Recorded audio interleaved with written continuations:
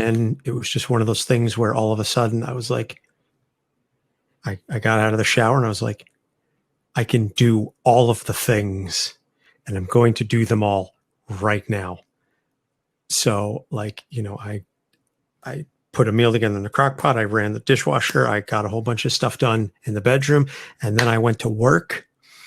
Man, I was typing like 150 words a minute. I was just like, wow.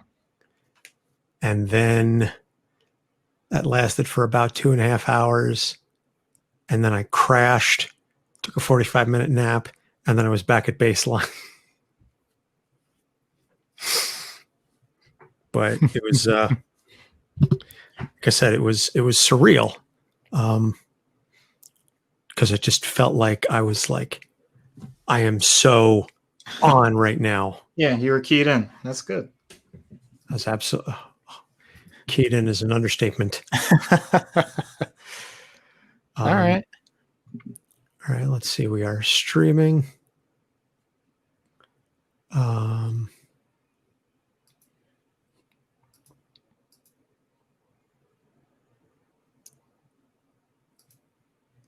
just do that so I can share it.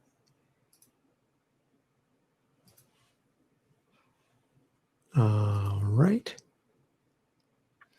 Get that window up. Let me open up the YouTube as well so I can see if we can comment. I doubt we're going to be as active as we were last week. Yeah. That was awesome though. You.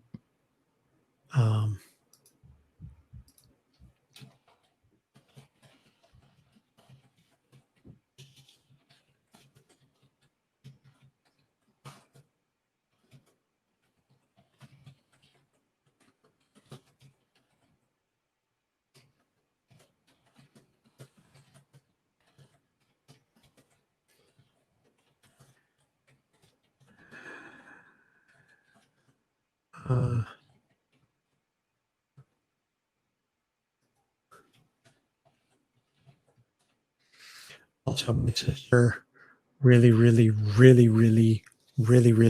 wants us to get a TikTok because she said mental health is such a huge thing on that platform.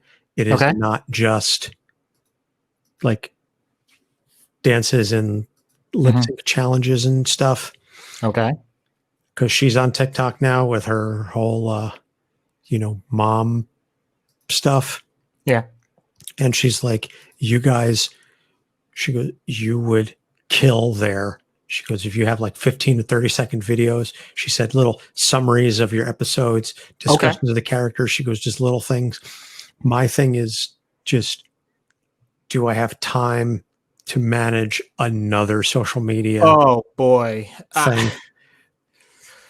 And then also, because like, let's be real, I would end up having to manage it, but I'm not the mental health professional, so I don't know how comfortable I would feel. I almost feel talking like about that stuff. Well, I already have the idea. I would be in the Ollie the Weatherman role. So what's your thoughts on Scott Summers? He's a dick. That kind of thing. Like, no, I mean, obviously I thought of that one for that reason, but no, I'm just saying like just this kind of, really brief, really quick, just, yep, that's what I think. All right. Just in and out. But, I can see the benefit. I don't know how to put that into action in a consistent way other than we record it pretty much at the same time that we record our episodes. Yeah, that's what Angela was saying, that we would, because I was like, how can I do it in a way that doesn't add a considerable amount of time to what we're already doing? So we would have to like plan things out in advance. Yeah. I would have to film episode summaries, like here in my office or whatever. And then, we would just go from there. Yeah. I don't know. I'll have to talk to her more and figure it out, but she is insistent that we would do very, very well there Okay. on that platform. She said, because the audience is there Mm-hmm. for who we're trying to reach. Okay. I don't know how many kids listen to podcasts, but I think it's more about the message that we're trying to get out. Yep. You know, about mental health and all that stuff. Yeah. So, all right. And then, almost forgot. Time to gotta open up Audition, because it certainly would suck if we started all this stuff and weren't actually recording it. Oh. Yeah, that goes for you too. Uh-huh.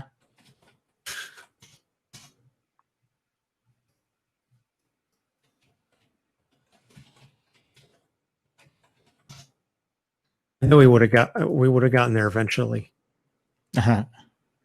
Because I would have been like, all right, 3, 2, 1. Oh, snap. That's right. I forgot. We have to.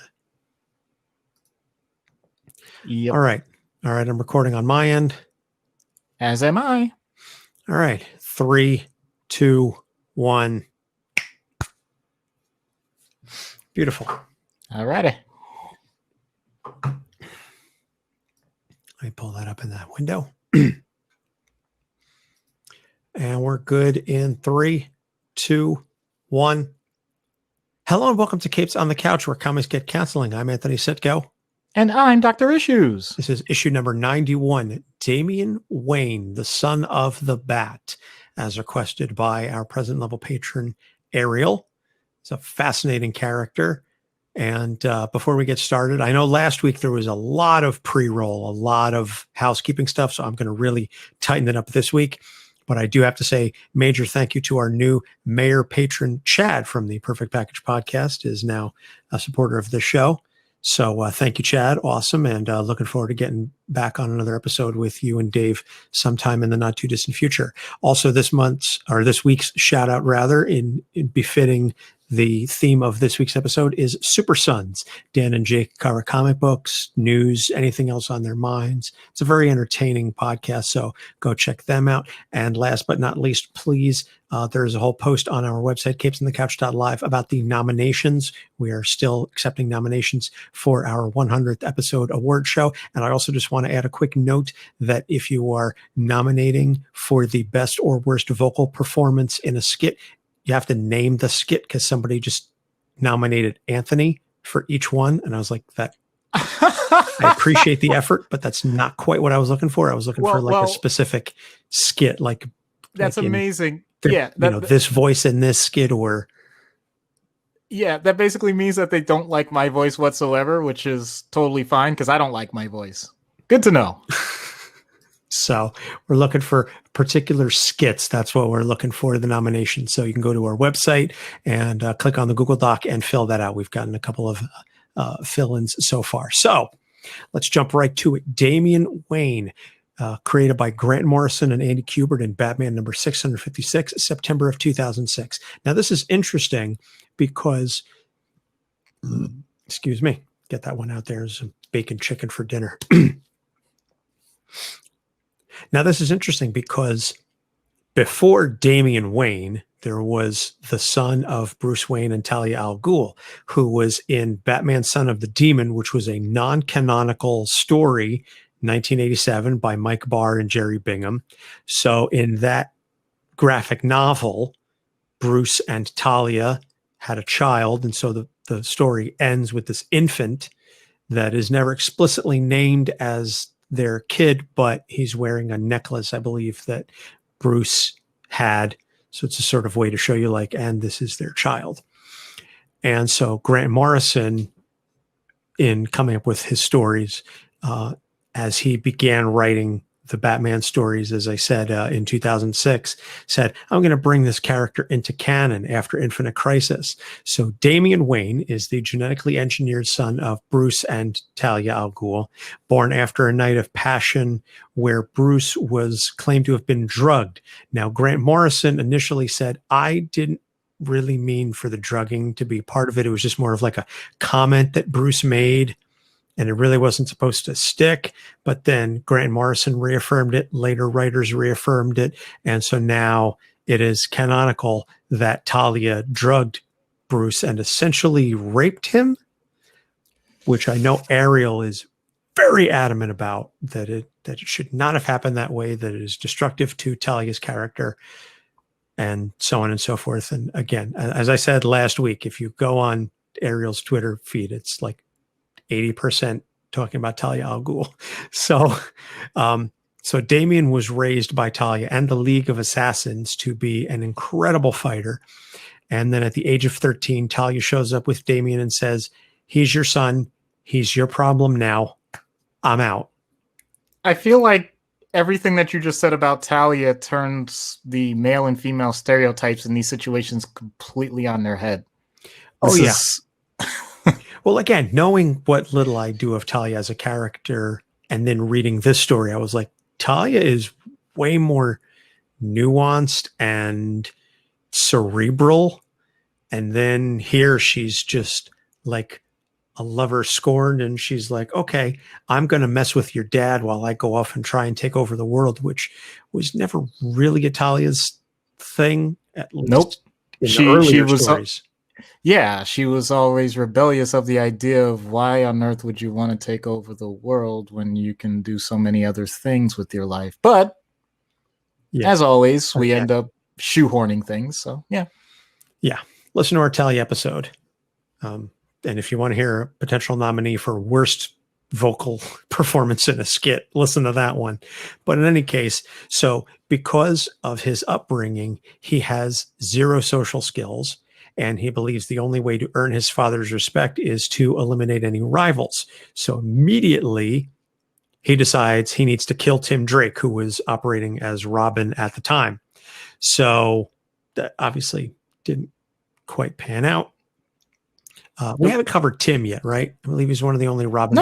No, we haven't gotten around to Tim. I think Ariel has requested him for a later episode, but we haven't gotten to Tim yet. We've done Dick, we've done Jason, now we're doing Damian. Well, and then somewhere off in a corner is Stephanie Brown going, hi. But in any case, so after Bruce's death, he, in the Battle for the Cal storyline, Damian sort of acts much more childish, I guess, because he doesn't have his father around until he ends up being corrected by Dick Grayson, who assumes the Batman mantle and asks Damian to serve as his Robin. So then after a battle, Damian ends up paralyzed. He's healed by Talia, who implants a device in his spine, which allows her to control his movements. But Damian and Dick manage to undo the damage.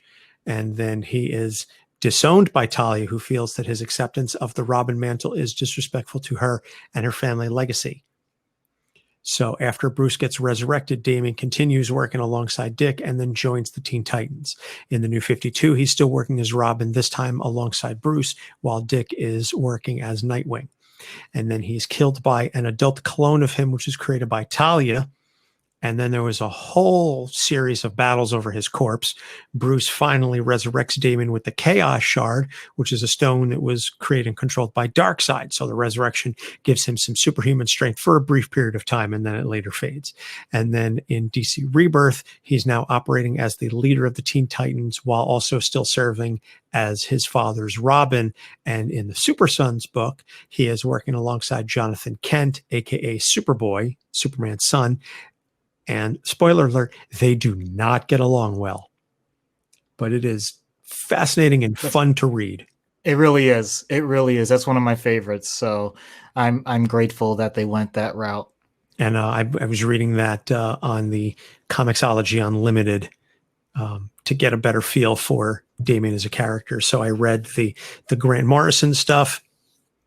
I read a little bit of the Battle of the Cowl, and then I read some of the Super Sons to get an overall feel for who Damian is as a character. So getting into the issues,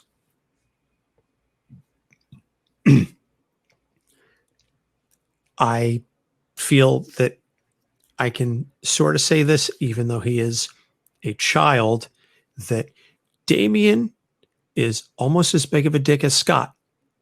Oh! And that says something.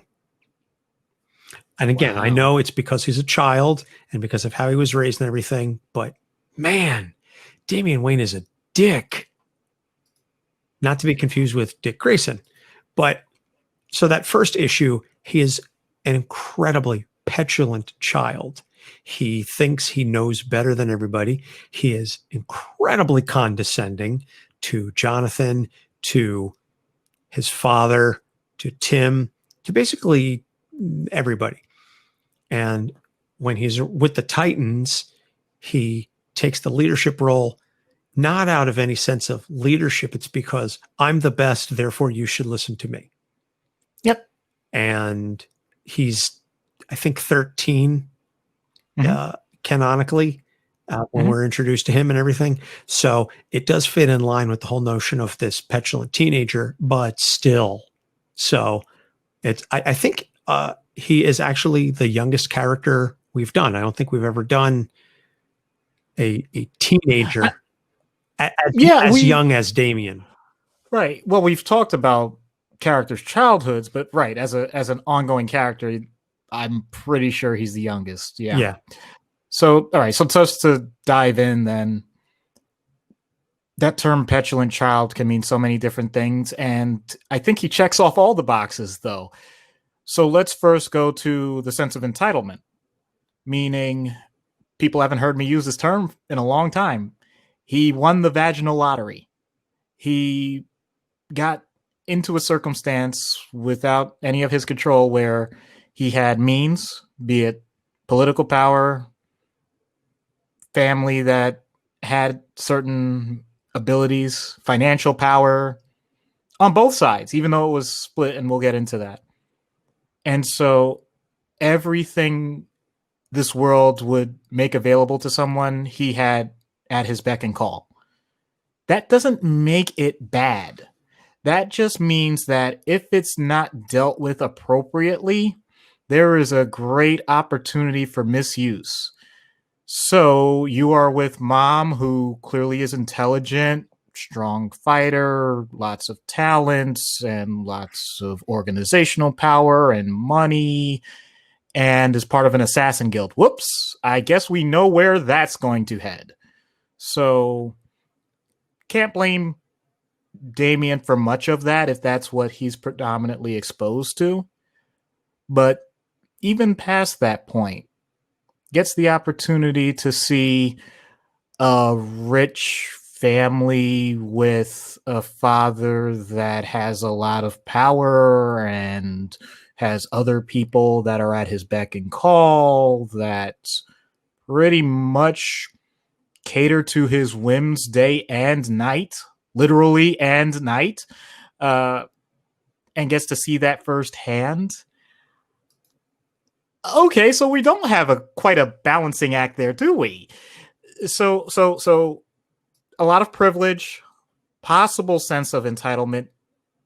Doesn't have to be that way, but the personalities of the people that would be molding that are, let's just say, strong, both on the maternal and paternal side.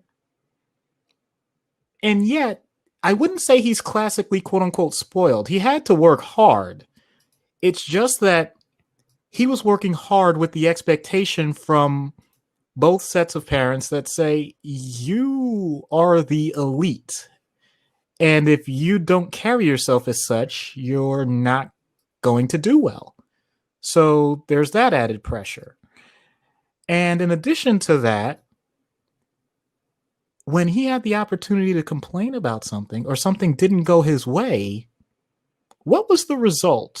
Was it that he failed and never got another opportunity? It was more like, no, do it again, which, yes, will foster a sense of responsibility, but also make it the idea that, hey, no matter what happens, mommy and daddy are going to be there to bail me out.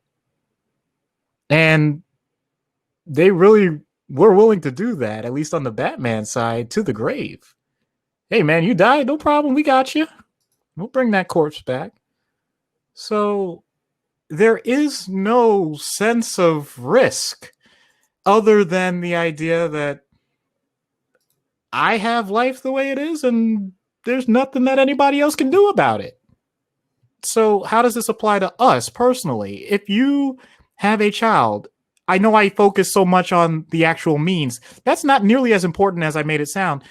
If you simply give a child the perception that not just that the world is their oyster and that they're unique, but that anything that they do doesn't have lasting consequence, then in a way it makes every decision a little less meaningful. It means that they get the sense that, oh, well, if this doesn't go my way, okay, fine, I'll just do it again a different way. And they can develop a very flippant attitude about the most important things in life. So grades, whatever, it'll work itself out. Or sports, I'll do it. Now, the part that gets added on, of course, is that old saying, it's not bragging if you can back it up. He's good. He really is really good. And so now, instead of whether or not he's going to make it, it's more like, okay, he's made it, and now who's going to keep him in check? Well, we already established nobody's going to keep him in check. He has everything already.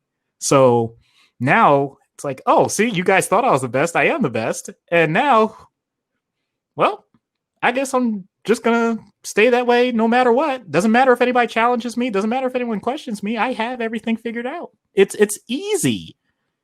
In the weirdest way. I'm not saying his life was easy. I'm not saying his childhood was easy. He had a lot of battles. He has gone through so many things, but the perception that he has that everything is easy. And even if it's not, he can whine about it and still get something as a positive. And that's something that we've seen from plenty of children. So in other words, whether you have the talent and you can back it up, or you don't have the talent, if you whine enough, you're still going to end up with a positive result.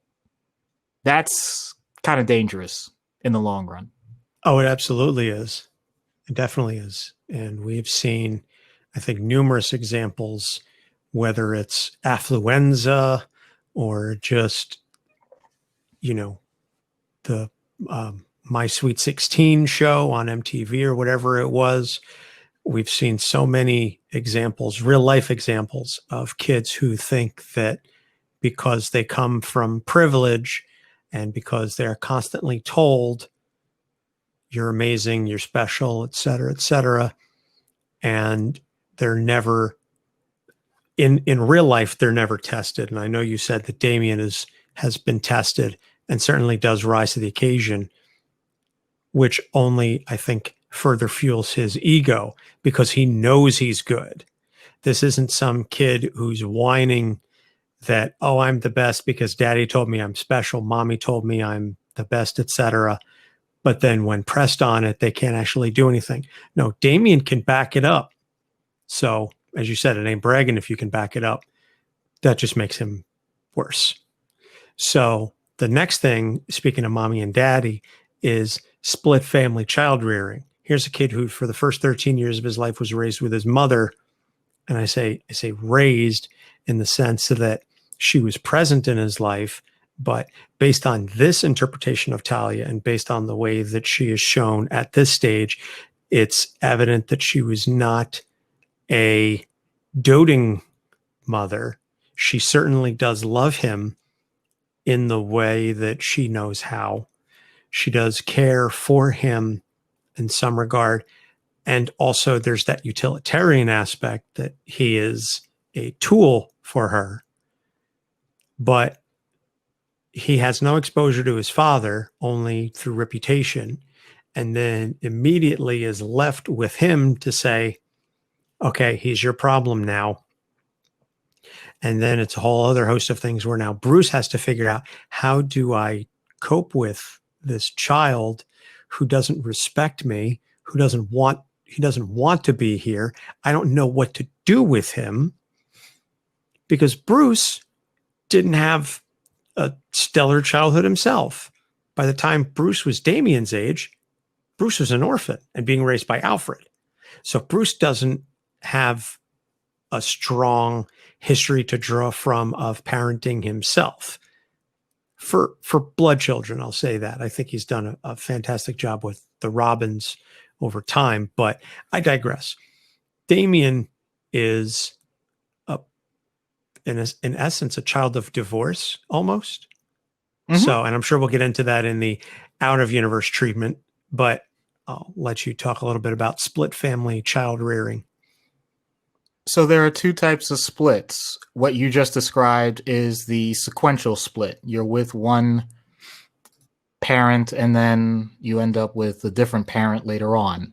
And that can happen however many times. But then there's also concomitant splits, meaning you're going to spend a certain amount of time with both parents during your child raised years. So I'd like to talk about both only to introduce the topic both ways, but I'll obviously focus on Damian because of the way his went through.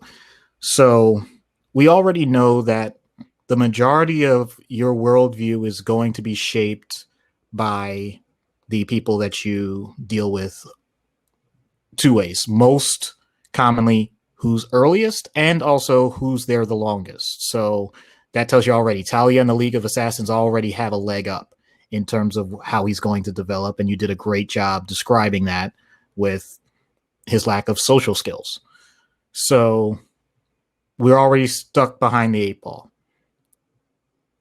Then the next group of people that usually foster development is not the parents, especially around those early teenage years. It's your peers. And who are his peers? If he's with Bruce, it's going to be Nightwing, the other Robin, any of the enemies they face. I was going to say any of the other enemies they face. Later on, Teen Titans, all those people. So not as much Bruce. So the parent ends up in this role that maybe they didn't expect, but it's not the same because they don't have to automatically be the forefront for most of the waking hours of that child's life. They're almost a consultant or an advisor. I don't mean to sound cold when I say that. It's just, it's not going to be the same thing as if they were there from birth. So we see how Damian handles this. He fights with his peers.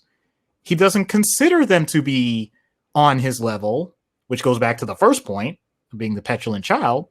He just looks at them as either threats or subordinates. So when you look at it that way, he had, in theory, one parent and one consultant with a whole bunch of other people that he's trying to make sure he remains alpha dog. So you're not going to get much of that extra growth unless his peers are strong enough to handle that. And good news, his peers are strong enough to handle that. And there are times he gets, this is a medical thing, he got pimped. You know, PIMP stands for put in my place. It's something that, basically that residents do to medical students and attendings do to residents, just to let them know that you think you're all that, you think you're smart, but you don't know everything just yet. And I'm going to ask you some questions that you're going to get stumped on, and you're going to research it, and you're going to grow from it. I don't Personally, know what I didn't you heard about me. So, mind you, personally, I hated that, but it still had its purpose. I'm not saying that's the way everything has to be, but that's pretty much what Damian went through. And I'll give credit. He does show some growth in these comics because of that. He gets put in his place once in a while, and okay, I'm sorry, I can't go so far as to say he develops humility, but he at least recognizes that there may or may not be a certain thing he needs to strengthen in his life and in his character. So I'll give that credit. Now, to go back, though, to the other thing that I mentioned, the idea of having, let's just say, divorced parents co-parenting. In that case, it can lead to so many drastic differences, especially with the idea that you know from the start the parents don't get along. They may be friends, they may be friendly, but something happened that made sure that that relationship did not last on its own. And now those two people are going to be responsible for the well-being of this particular child. And that child, unfortunately, is now in a position where they may have to make certain choices. Some things are beyond their control. They don't get to choose. Like the judge of the courts, when they do the divorce, usually has to figure out who gets what when.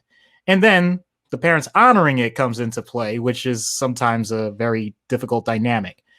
And there may be some infighting amongst the parents. Did you know that daddy does this? Did you know that mommy used to have that? Or things to undermine the other parent. We like to think that doesn't happen, but it's pretty darn common. And the child now has the unfortunate situation where they either have to accept the information or they have to reject it, and they have to do it for each parent. So children deal with this in different ways. Some children are completely obliging. What it means is they accept everything that both parents say, and they're often the ones that will give that information to the other parent, and it just leads to more fights because basically the parents now realize they can use the child as a megaphone. There are children that are just simply going to pick one over the other. I want to be with mommy. I want to be with daddy, whatever. And from that point, they may be civil with the other parent, but they're never going to have that same connection. Sometimes for the better, sometimes for the worse. I mean, if it's an abusive situation with one parent, then it's natural and expected that that child wouldn't want to be around that parent. But what happens when the dynamic is different? What happens when we almost deal with a Stockholm syndrome where the child actually wants to be with the abusive parent and rejects the non-abusive parent? And that's a whole battle in and of itself. So it gets complicated. It gets really messy really quick depending on what's going on. And this is one of those situations where I'm not saying this as a professional, but also as a person that's seen it in plenty of relationships in his life with many people that he knows. So from that standpoint, I'm grateful to say that for the most part, I've seen it work out fairly well. But there are some times where it's not always that great. And of course, to get back to the actual psyche of the child, these are things where we think we know in the moment if it's going to work out or not, but we really don't. We really don't. People change their minds as an adult, or they process information, maybe through therapy or maybe just on their own, about things that happened in their childhood. And they say, wow, that's really messed up. Or wow, I can't believe I supported this parent when in reality they were doing the right thing, or whatever. I mean, it has so many variations. But the point is that level of complexity for what's supposed to be, in theory, a simple childhood really starts to create its own emotional situations and emotional tensions that don't just automatically go away the second you turn 18. But 18-year-olds are adults. So once I'm an adult, that means I know everything, right? Right? Well, according to the U.S. Army. Oof. Let's not touch that one. So the last issue for Damian is his first exposure to different viewpoints. And I think this is handled very well in the Super Sons book, because Jonathan Kent is such a fantastic foil to Damian in that regard, because Jonathan is his father. He's a little more, shall I say, impetuous. He's a little more, brash, but because he is still a kid. He's 10. He's a 10-year-old kid who's got superpowers, but he's being raised by Clark Kent and Lois Lane. So he's got that good heart in him. And this immediately puts him at odds with Damian, who is more ruthless and efficient than even his father. So you've really got diametrically opposed people here, and it plays so well, so beautifully together. And it's very telling that Damian has little use for John outside of his powers. Again, he views John as a tool to be used to win. And he slowly, and I mean like glacially slow, starts to come around to John but it's this idea that some people may have a different viewpoint than I do, but how can I use that to my advantage? And it's slowly starting to, get to him that, oh, maybe people are individuals and don't have to just do what I say because of who I am and what I can do, etc. So, and again, some of this I'm sure is immaturity and so on, and maybe part of issue one, but I think this issue can speak to people no matter the age. It's just how you handle being exposed to a different viewpoint. I think frankly says a lot about your character.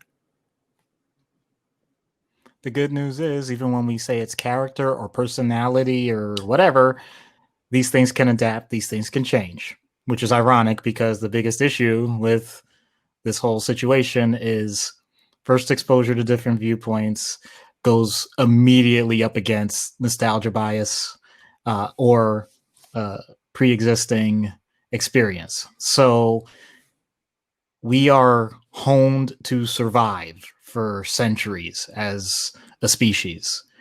So if you've gone through something for the past 10, 20, 30 years of your life, there's a good chance that if you see something similar, you're going to react the same way because it allowed you to live. When you're still young, you're trying to figure out just exactly what that is. And the only cues you have besides your own experience are obviously the people that are around you and tell you their experience.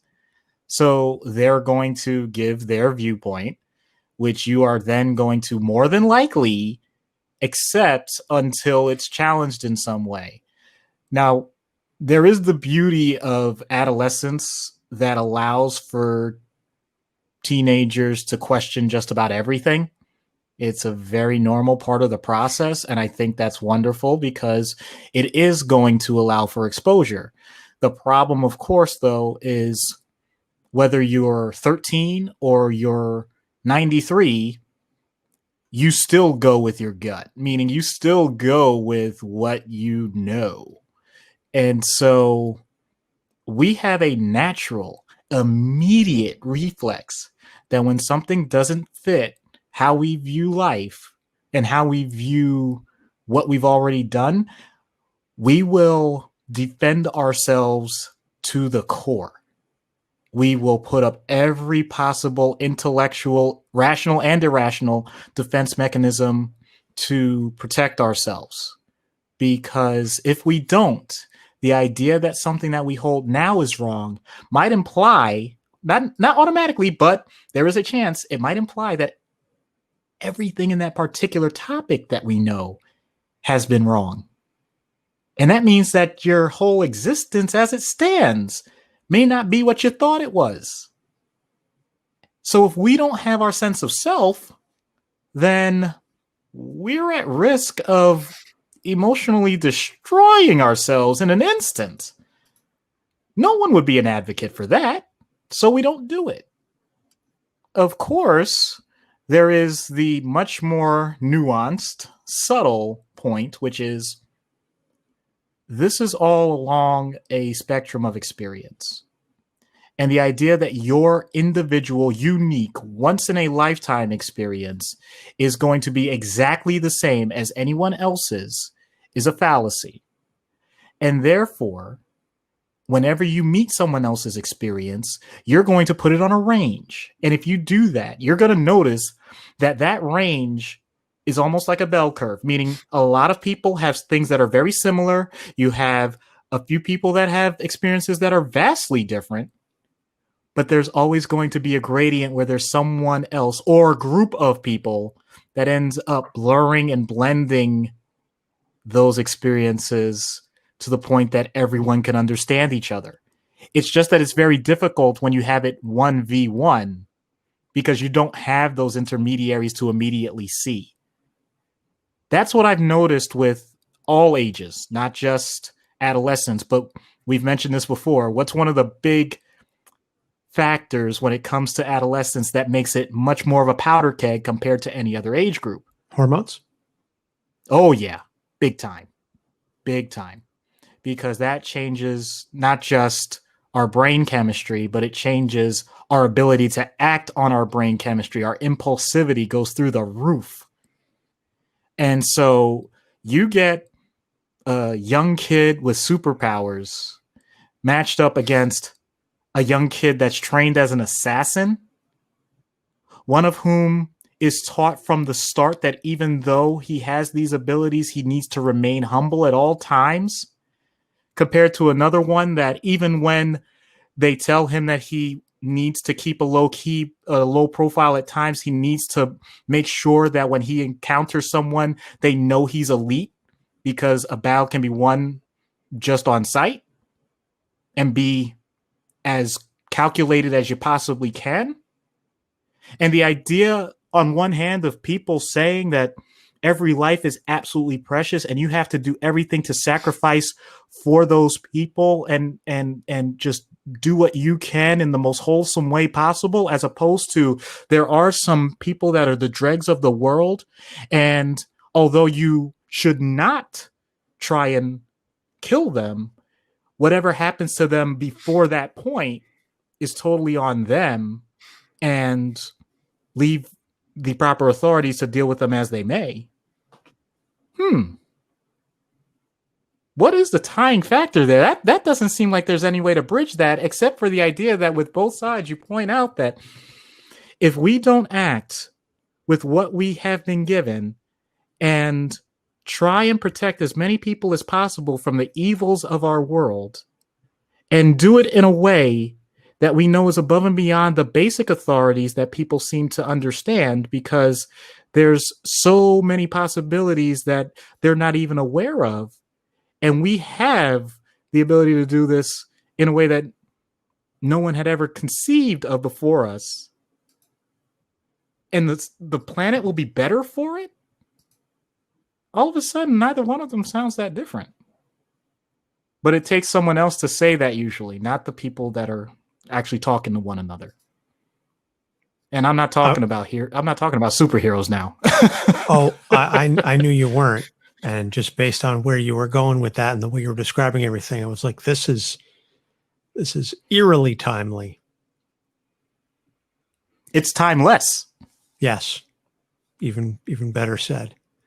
But I think it speaks to, going back to your point about gradients of experience and things of that nature, I think it is one of the most important things that it behooves us then to have a wide range of people who have had an incredibly diverse amount of experiences, because the more diverse your exposure is, the more nuanced that bell curve is going to look, and the wider and more encompassing it is.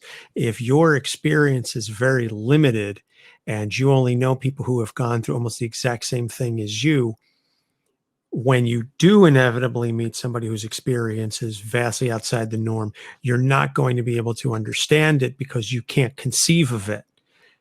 Whereas if you start from a younger age and you were exposed to a variety of viewpoints and a variety of experiences, when you do meet somebody whose experience is vastly different than yours, you have a much better capacity to understand where they're coming from and how to engage with that person, because it's not something brand new. Everybody's going to have some sort of new experience, but you get what I'm saying here, that it's, oh yeah, okay.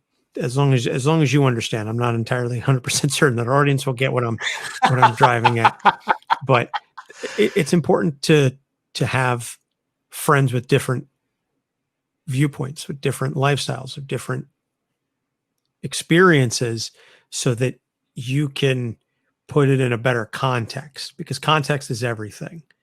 And so as long as you can contextualize these experiences, I think it's going to be better off for everybody, because then you won't, and I may catch a little flack for saying this, you won't blow things out of proportion, because you'll be able to understand, okay, in the grand scheme of things, this isn't as big a deal as I thought.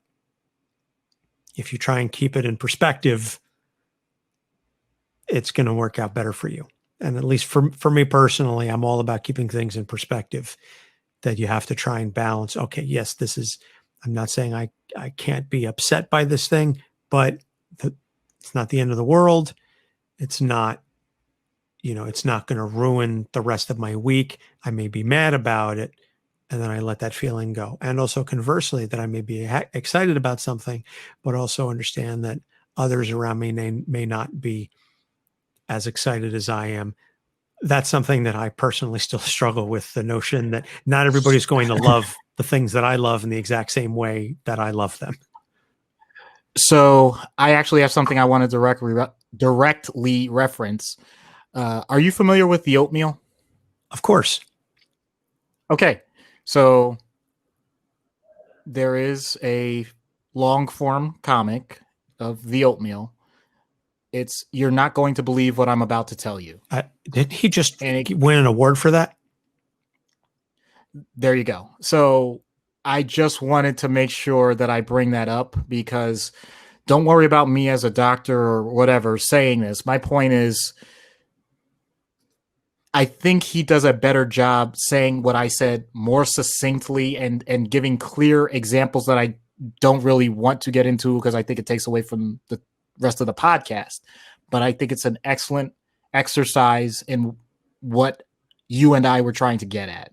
So if anybody wants to look that up, there is a clean version, there's a profanity version. Either way, it still makes the point very well. So that would be my recommendation. I'll put a link to it in the show notes, so our listeners can take a look at it and really read it. I've read it back when he originally posted, and I think, like I said, he just got an award for it, a Saturn Award or a Peabody Award or something along those lines. I'll have to take a look. But in any case, we're going to take a quick break. When we get back, we'll get into treatment. Stay tuned. Now you're making me want to look it up. Let's see what I'm about to tell you.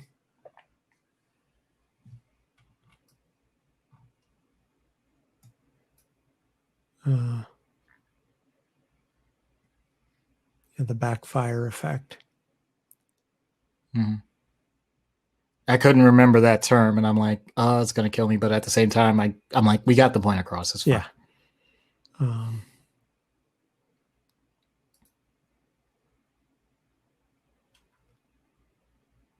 Okay, never mind. I'm not, like I said, I'm not going to bother going too much about where. All right. Back in 3, 2, and we're back. So treatment in universe for Damian Wayne. I know we're taking a bit of a humorous tilt on things for the skit, but I'd be very curious to see, realistically speaking, how you would address Damian and all of his idiosyncrasies and character foibles. And I'm being tactful when I say that, in a treatment session. So because I know that all of this technology is available in universe and he's had these types of encounters, I am going so far out right now. This is the most wild thing I've ever considered. So I don't want to disrupt the lives of most of the other characters, but I do want them. So if I can somehow get clones of Jonathan Kent, of Tim Drake, of Nightwing, of Talia al Ghul, of Bruce Wayne, and send them all with Damian into the Phantom Zone and leave them there for an indefinite amount of time and only pull Damian out.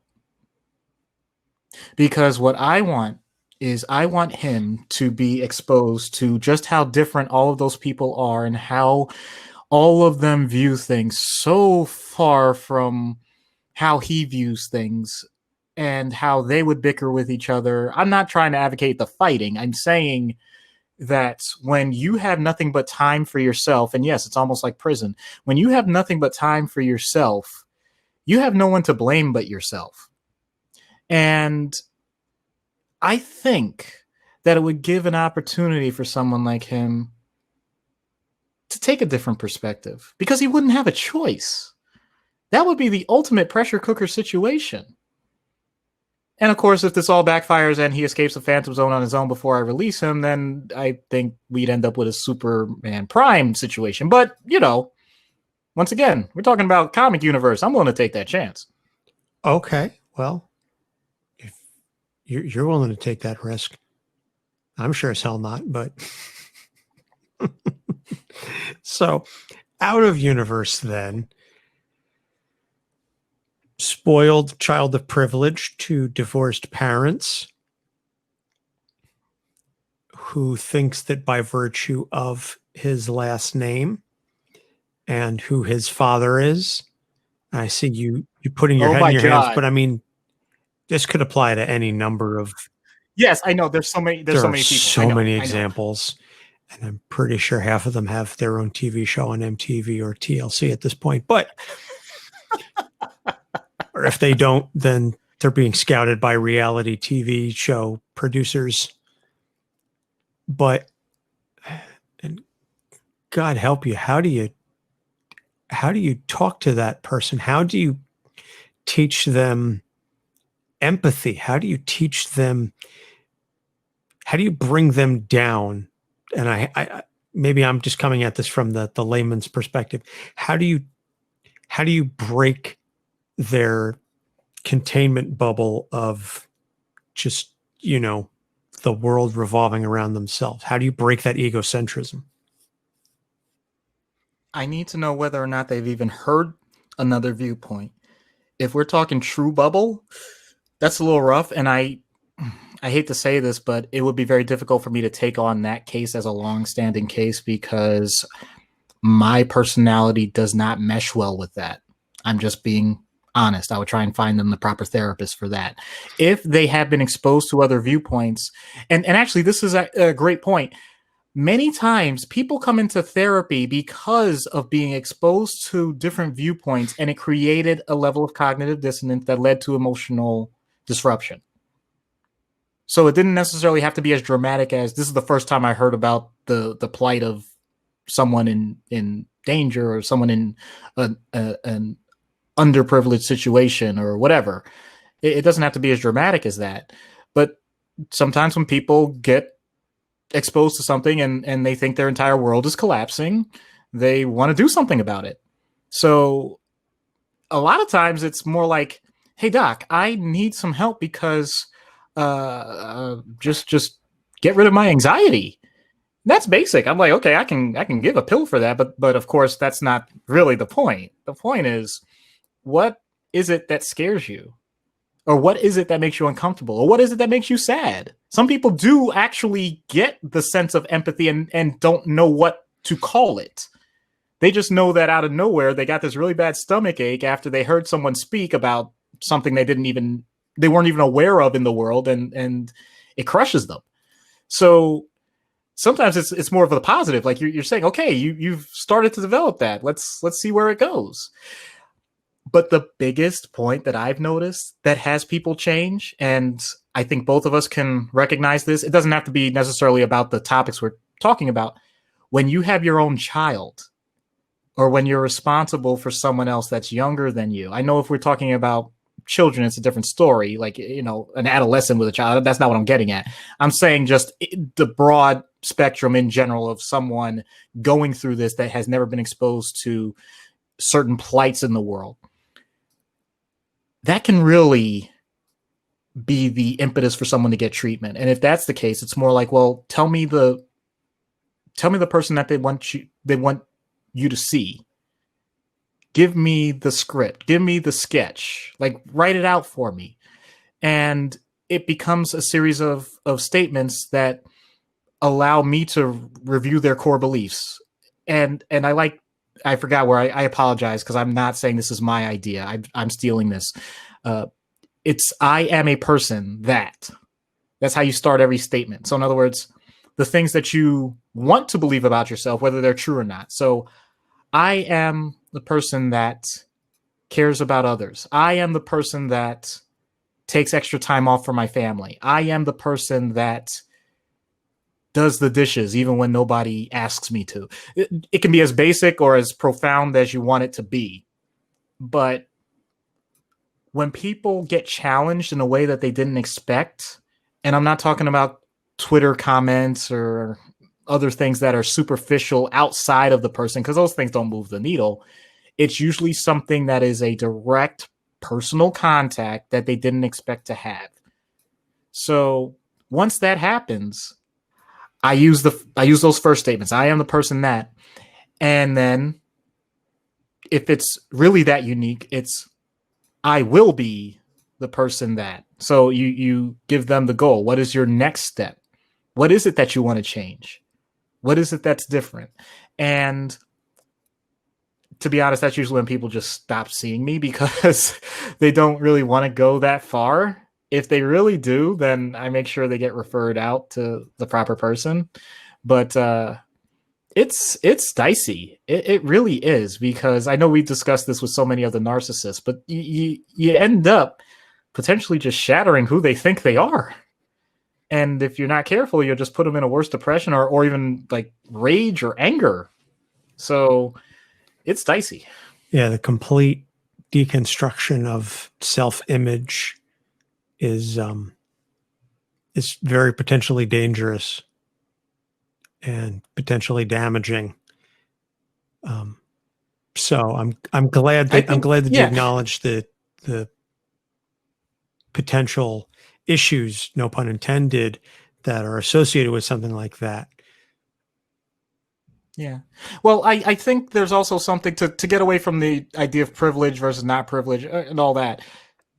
COVID has actually brought that out in a lot of people, because when you're at home by yourself, you only got yourself. And if you're not happy by yourself, who are you going to blame? So a lot of people had to do a lot of introspection recently. And I think it's coming to the forefront now that all of the other individuals, family members, friends, coworkers, bosses, all those things that were considered to be the negative in your life, like if you just fix them, everything's going to be great, may not be as accurate as you thought. Yeah. You got everything you wanted. You were working. If you were one of those people, if you got what you wanted, you were working from home, you were still getting your salary. So you weren't underprivileged there. You had your family members at home with you. So you weren't going to blame that you didn't get time with them. You had food. You stocked up ahead of time. You had supplies. You never experienced any of the negatives of COVID in that sense. And yet you were still unhappy. Then that says something. It says something scary. And now would be the opportunity, I guess you want to call it a call to action. Be honest with yourself. If that still happened to you, despite things going, quote unquote, your way, it's not your fault. But as I've said so many times, it is your problem. Absolutely. And I've noticed that about myself, as I've complained for years that I did not like my job due to my long commute. Well, the commute is not a problem anymore. Now my commute is from my bedroom to the living room. And I have to say, there are days when my job could be a little annoying at times, but the anger and the frustration that I had is largely dissipated. And I don't dislike what I do. I just don't like where I have to do it or how long it takes me to get to where I need to do it. If I could do it from my living room, I'm cool with it, because it means I get to spend more time with my son and my wife and my family, because that's what's important to me. Not spending 70 hours in a car twice a day driving to and from the office. So, perfect example. But let's take all of this and see what happens when we get Damian Wayne on Dr. Issues' couch. Now, I've been trying to think about the voice that I want to use. Mm-hmm. And I think what I'm going to have to do in post is some equalizing. And I've already been thinking about this, is I'm not going to pitch shift, but I am going to equalize. And I'm basically going to drop almost all of the bass out of my voice. So I'm also going to try and speak a little higher so I can make myself sound, because I want to sound like a teenager who wants to sound tough, but doesn't Uh-huh. have, but doesn't have that.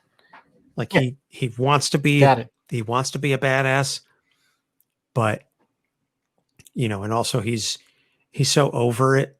So he's going to be very Uh-huh. based on the skit. So I'm Yeah. just trying to think of,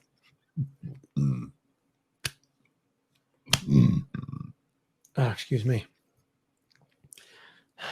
So I'm just trying to think of where is a good place that I can put my voice so that I can give it, because I have to put it in a certain range, but then I also need to speak with a certain range. And obviously, if he were a Kardashian, I would be doing vocal fry. Oh no. Oh I no. mean, whatever. Why? God. Oh, Andrew gosh. says, what a disposable night to be AFK. Have fun. All right. Okay. I think if I'm up here and then I drop the bass out, I should be able to make it sound a little childlike. All right, whenever you're ready. Okay. In 3, 2, 1. Hello, Damian. I'm Dr. Issues. I wasn't enthralled by the idea of wasting time here, but after hearing your name, you've instantly lost whatever shred of credibility you might have had. Glad to see we're getting off on the right I'm sure foot. you think you're very good at what you do, but it's not worth doing. If I wanted to con rubes out of time and money while convincing them they've somehow improved themselves, I could have easily become a psychologist. First off, I'm a psychiatrist, not a psychologist. Second, I'm very good at what I do. Third, if you're so opposed to this entire notion, why are you even here? Father suggested it. After what you did for Jason, Alfred, and Dick, he thought it might be good for me. My mother, however, does not carry a high opinion of you. That's not surprising. But let me ask you, why do you feel this is a waste of your time? Because I'm already a better Batman than my father. There's nothing you could offer me that would help in any way. Ah, so you've peaked. I can see the tombstone. Here lies Damian Wayne, better than his father at an early age and nothing else for the rest of his Nice life. try. It's not like I lack self-confidence. Just because I'm better than someone else doesn't mean I can't improve more. But improve at what? Philanthropy, justice, empathy, mercy? Wow, are you dense. Missed the mark on all of them so far. So how do you solve the paradox? You said better, that's the stuff that your father cares about from what I gather within your bunch. I don't have his views. I don't care about any of that. That's why I'm better. I'm not bogged down by sappy crap. Too weak to Too carry it. smart Huh? to drag it along. You can't handle me. I don't have to. Everyone's already done it and you don't even know it. What do you mean? Ever notice when people roll their eyes at you when you're not in a fight? I'm just intimidated by how amazing I am. Sure. Ever notice that people tolerate your choice to use lethal force, but if anybody else tried it, they'd be out of Batman's favor forever? I have the guts to do what they don't. Right. Stop doing that. God, you're so annoying. What is your point? The people around you, the adults in the room, they see you for what you are. You're a toddler throwing tantrums. I mean, seismic tantrums, but tantrums nonetheless. They know you'll come around. It's only a That matter would of imply time. that they think I'm immature. I'm an assassin trained nightmare. I'm an assassin trained nightmare. My mother puppeteered me as a weapon because I'm awesome. The Titans trust me to clean up their messes. I'm so good the League cloned me to use me. See the Fuck pattern? you. Yeah, but seriously, screw you. Okay, hot shot. You got me on 1 point. Want to What, so stop you can it? extort more money and time out of me for more sessions? No way. Just because my father has considerable resources doesn't mean you can use me as a piggy bank. Well, I bet your father wouldn't be so quick to quit. I bet he'd need at least like one more session before he I thought it can was do 2 then. useless. Yeah, well, I mean, don't get me started on like someone like Nightwing. I mean, he tracks his affirmations and his leg day I'll see you routines next with me. month. Plus, I heard there was this one I other will do twice as many Superboy sessions as or- Superboy. Do you hear me? Well, if you insist. Wait, why are you smiling? Because you're right. I am very good at what I do. Father will be disappointed with me. Actually, I think he'd be very proud of you admitting that you can't do it all by yourself. You figured it out faster See, than he I did. am a better Batman than he is. Why can't he see that? Oh, boy. All right.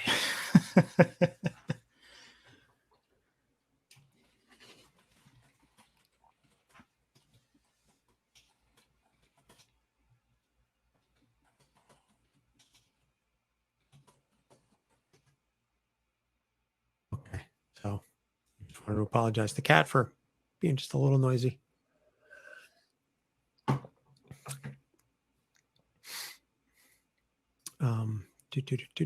And no comments.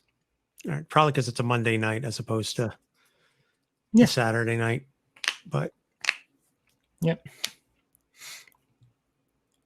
And we're back in 3, 2. So for all his blustering about how what you do is stupid and you're not good and it's useless, reverse psychology. I'm sorry, teenagers everywhere, but we usually get you pretty badly with that. Yeah. I know my parents used that quite a bit. Sometimes it still works on me and I'm 38 years old, so just more in the, if you tell me not to do something, or if you say I can't do it, I'll do it just to, spite my, cut my nose off to spite my face kind of deal. To be honest, there's barely a harder working person than a person that's called spoiled to their face. Seriously, try it. See what happens. True story. So recommended reading for this week. We will put links to the Amazon books in the show notes, but the New 52 Batman and Robin and Super Sons by Peter Tomasi. So both of those I think are excellent encapsulations of Damian Wayne as a character. So next episodes are Apocalypse, the X-Men villain, Baphomet from The Wicked and the Divine, and Quipping. So we have another review to read. This is Bat Dan 22. Fan for life. I enjoy the way they tackle pop culture on the show. The hosts are fun and engaging. The topics are right up my alley. Just a lot of fun being had by those who make it and those who listen. Yeah, Sounds about right. Sounds like us pretty much to a T. So once again, reminder that the nominations for our 100th episode award show are still open. You can go to our website, capesonthecouch.live/ wait, I just want to make sure it's on the couch. Yep. Go to our website, capesonthecouch-live. Yeah. You can go to our website, capesonthecouch.live/nominations, and there will be a link there to fill out the nominations for a number of categories. I'm looking forward to seeing what some of our fans pick for the various episodes. And also just I thought about doing this at the top of the show, but I wanted to keep it short and concise. On August 22nd, for those longtime listeners of the show who know I'm very involved with Extra Life and Children's Miracle Network hospital charities, on August 22nd, I will be live streaming a new challenge. It is Tabletop Gaming Weekend, and as a result, I will be putting a 1,000-piece puzzle together all by myself. It is all of Marvel characters. And if you go to extra-life.org and you do a search for my name, Anthony Sitko, I'll also have a link to my page in the show notes, and you donate, every $10 earns you a guess as to how long it will take me to finish the puzzle. And as I said, I'll be live streaming and you'll be able to see my progress throughout the day. It's going to start 9 a.m. on August 22nd. The person who guesses the closest without going over will win a $100 Amazon gift card. So that's your little incentive there to go to extra-life.org, search for me, donate at least $10. For every $10, you get another guess. So if you donate $20, you get 2 guesses, so on and so forth. So, Doc, your wife already donated. Way to I'm out just me. saying, because I see you sitting there with the puzzled look on your face. You're like, Yeah, your wife already generously donated. She hasn't offered her guesses yet. That's the key thing. I mean, if you want to donate, I'll be glad to accept the donations for charity. But I figure if I'm trying to garner more and more donations, I got to give you something. So $10, and you can guess how long it's going to take me to do a 1,000-piece puzzle all by myself. So I'll have the link up in the show notes. Just wanted to throw that out there since it's coming up pretty soon. So that's going to do it. As always, you can find all of our episodes on our website, capesonthecouch.live. You can follow us on Instagram, Twitter, and Facebook at Capes on the Couch. And as we said last week, please share, engage with us. We love hearing from you. If you want to email us, capesonthecouch@gmail.com, or send us a direct message at any one of the aforementioned social media groups. We have a Discord. You can engage with us. We have a Patreon. It's public. Thank you again to Chad, our newest patron. I have to figure out another goal for what's going to happen when we hit $100 in our Patreon, because I feel like once we hit that, we need to give something more to the fans. We're already doing 2 trade paperback reviews a month. I don't know how much more we want to up that, but we'll see. We'll see. We'll figure it out. We'll think of something. Right. And let us know if you want us to join TikTok, because I've been hearing things that this is apparently it's a good venue for discussions of mental health and pop culture. So if you have a TikTok, let us know. Let us know if that's a venue we should be pursuing, whether or not we want to give our information to the Chinese government. Yeah, I'm all down with the TikTok. It's all fresh and cool and hip. I used to be hip and with it, youngins. and they changed what it was. And now what's cool is scary to me, and it'll happen to you. I know I butchered that, but you get the idea. Are people still doing the Dougie or no? What was it? Oh my God! No, what's the one where the one person is dancing and all of a sudden the beat drops and then everybody's doing the craziness. What was that? Oh my God! I forget what that is. What? That's like it. The Harlem Shake. Oh my God! The fact that you were struggling so hard to get that makes it even better, because it means it was genuine. Yes, we never claimed to be the coolest people in the room, or at least I never did. So yeah. Oh my God. We should bring back the Harlem Shake for TikTok.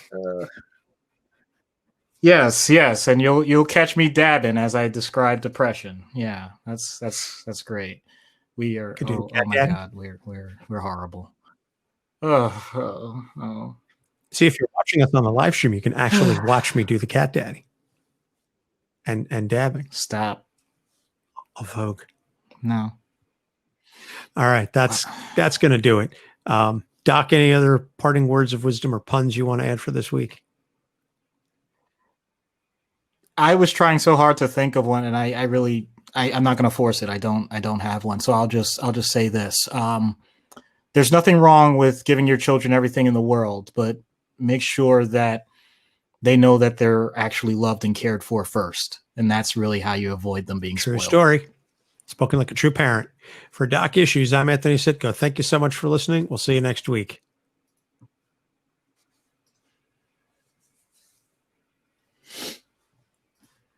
All right.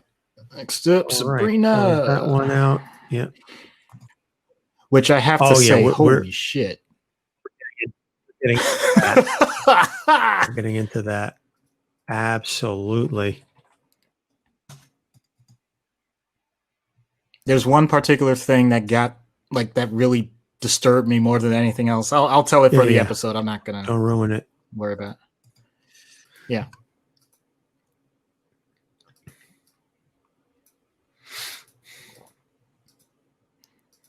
But yeah, that book is it's fucking weird.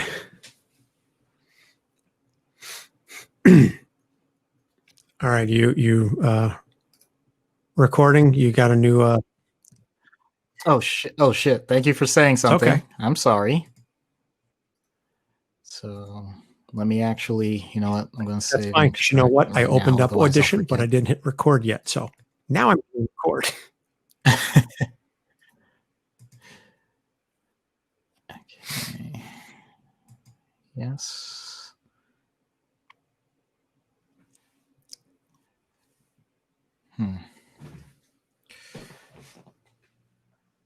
Alrighty.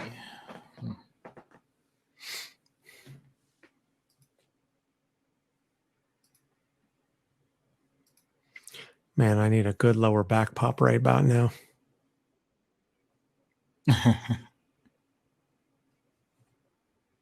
Okay, so now next up.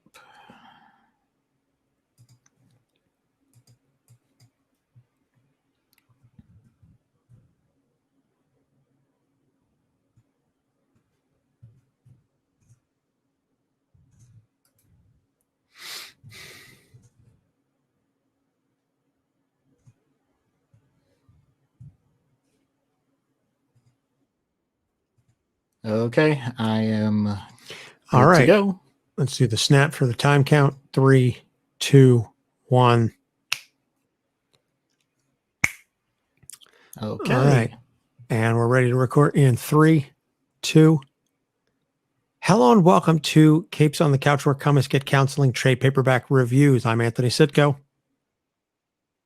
And I'm Dr. Now covering Issues. The Chilling Adventures of Sabrina, Volume 1, The Crucible. This book is fucked up. That's just jumping right from jump. It's a fucked up book. So, right. So I'm going to reveal something about myself.